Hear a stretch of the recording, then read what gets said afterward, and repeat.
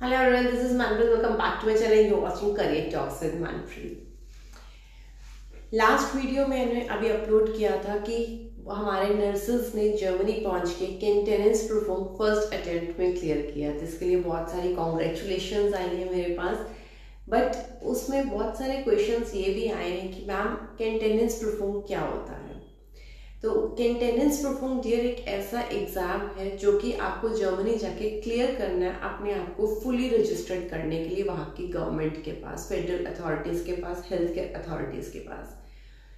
जैसे Russia, China, Ukraine से कोई एमबीबीएस करके आता है इंडिया में, उसको यहाँ पे प्रैक्टिस करने के लिए अपना डिग्री रिकॉग्नाइज्ड कराना पड़ता है, तो उसको एफएमजी का एग्ज़ाम देना मैंडेटरी है। तो जैसे उस बाहर की जैसे उन्होंने एमबीबीएस रशिया, चाइना, यूक्रेन से किया, तो अपना यहाँ पे आके फॉरेन मेडिकल एग्ज़ाम दिया। सेम इसी तरह से जब आप इंडिया में नर्सिंग कर रहे हैं तो आपको भी वहाँ की गवर्नमेंट का अप्रूवल लेने के लिए अपना एक फॉरेन मेडिकल एग्ज़ाम देना पड़ता है, जिसको बोलते हैं केंटेनेंस परफॉर्म। ये केंटेनेंस परफॉर्म नॉलेज टेस्ट बोल सकते हैं। दो तरह के एग्जाम्स होते हैं, या केंटेनेंस परफॉर्म दे सकते हैं आप, या फिर एना पास एलोंग दे सकते हैं।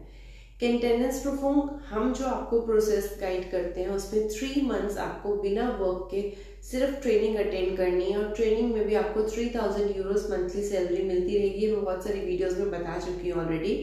केंटेनेंस परफॉर्म कंप्लीट करने के बाद आप फुली रजिस्टर्ड होते हैं और पूरे यूरोप के लिए एलिजिबल हो जाते हैं वर्क करने के लिए। शेंगन वीज़ा होता है। फर्स्ट 3 मंथ्स आपको कोई वर्क नहीं करना, सिर्फ आपको ट्रेनिंग पे फोकस करना है। ट्रेनिंग कंप्लीट करने के बाद आपको केंटेनेंस परफॉर्म एग्जाम उसी एकेडमी में देना है, और केंटेनेंस परफॉर्म देने के बाद आप हॉस्पिटल्स में, ओल्ड एज होम में, क्लिनिक में कहीं पे भी जा सकते हैं।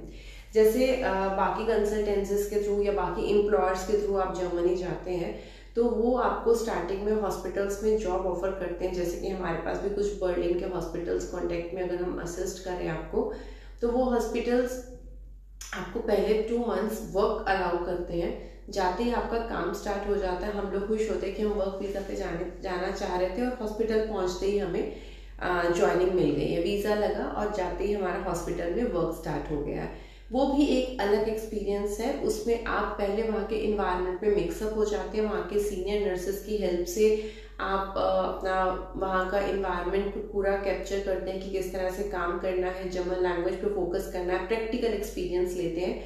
2 मंथ्स की ट्रेनिंग के बाद आपका नॉलेज टेस्ट का ट्रेनिंग स्टार्ट होता है, एम्प्लॉयर की तरफ से फ्री होता है। लेकिन उस ट्रेनिंग के टाइम पे भी आपको पूरा टाइम वर्क भी अटेंड करना है। मतलब आप फ्री रह के सिर्फ ट्रेनिंग अटेंड नहीं कर सकते, आपको हॉस्पिटल में अपना जॉब भी कंटिन्यू रखना है और आपको उस ट्रेनिंग पे भी फोकस करना है। ट्रेनिंग कंप्लीट होने के बाद अगर आप 6 मंथ में या 1 ईयर में नॉलेज टेस्ट का एग्जाम रजिस्टर्ड करते हैं और क्लियर करते हैं, मतलब उस तरफ आपके पास कोई ऐसा लॉक पीरियड नहीं है। मैक्सिमम 2 इयर्स का टाइम जर्मन गवर्नमेंट आपको देती है नॉलेज टेस्ट क्लियर करने के लिए, और 3 अटेम्प्ट्स आपको देती है नॉलेज टेस्ट क्लियर करने के लिए, केंटेनेंस परफॉर्म क्लियर करने के लिए। अगर आप उन 3 अटेम्प्ट्स में केंटेनेंस परफॉर्म क्लियर नहीं करते हैं तो आपको इंडिया डिपोर्ट कर दिया जाता है। और ये चीज़ आपको एज अ नर्स अगर आप जर्मनी जा रहे हैं आपको पता होना चाहिए कि केंटेनेंस परफॉर्म कितना इम्पॉर्टेंट है आपके लिए। तो जाते ही पहले अगर आपको कोई अथॉरिटी हेल्प कर रही है अपना केंटेनेंस परफॉर्म पे फोकस करने के लिए, वो अथॉरिटी बहुत अच्छा गाइड कर रही है, वो ऑर्गेनाइजेशन आपको पूरा आप ही का पेपर वर्क कंप्लीट करने के लिए सपोर्ट कर रही है, तो वो पाथवे ज़्यादा ईजी है।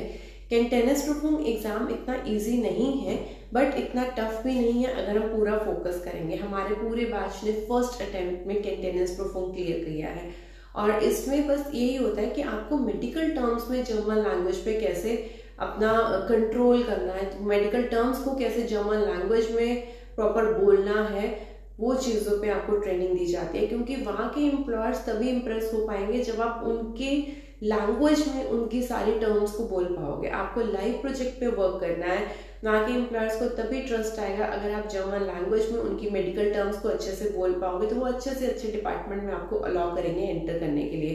तो अच्छा लेवल का जर्मन लैंग्वेज इंडिया से करके जाओ, ताकि वहाँ पे झुक के नहीं, उनके बराबर खड़े होकर काम कर सको। और वहाँ जाते ही 1 शॉट में पहले फोकस करके नॉलेज टेस्ट क्लियर करो, केंटेनेंस परफॉर्म क्लियर करो, उसके बाद पूरा यूरोप घूमने पे फोकस करना। और नॉलेज टेस्ट क्लियर होने के बाद आपके पेपर फुली रजिस्टर्ड हो जाते हैं और उसके बाद आपको स्टेट रजिस्ट्रेशन मिल जाता है, तो आप इजीली पीआर के लिए भी एलिजिबल हो जाते हैं। उसके अलावा और कोई बर्डन नहीं रहता है हमारी फाइल की पेंडेंसी पे। तो मेरा यही मैसेज है सारी नर्सेस को कि आप उस पाथवे को अडॉप्ट करो कि जर्मनी जाने के बाद सबसे पहले आपको नॉलेज टेस्ट पे फोकस करना है। नॉलेज टेस्ट का रजिस्ट्रेशन कैसे करना है, नॉलेज टेस्ट की डेट्स कैसे मिलेंगी, एग्जाम कैसे बुक होगा। बहुत सारे स्टूडेंट्स को ये भी प्रॉब्लम आती है कि नॉलेज टेस्ट की डेट्स नहीं मिलती है, रजिस्ट्रेशन करना मुश्किल होता है।